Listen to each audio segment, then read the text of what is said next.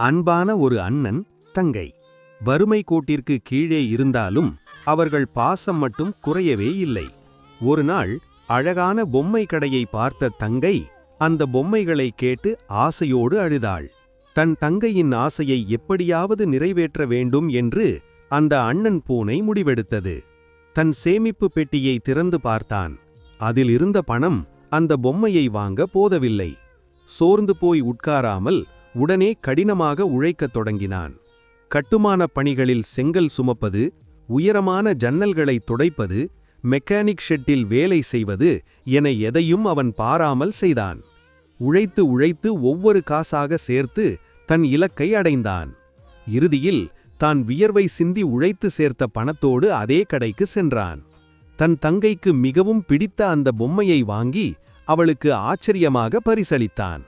அந்த தங்கை பூனையின் முகத்தில் தெரிந்த அந்த புன்னகையும் மகிழ்ச்சியும் தான் அவனது கடின உழைப்புக்கு கிடைத்த மிகப்பெரிய வெற்றி. இப்போது இருவரும் புத்தாடை அணிந்து கையில் பிடித்த பொம்மைகளுடன் மகிழ்ச்சியாக ஐஸ்கிரீம் சாப்பிட்டு திரிகிறார்கள்.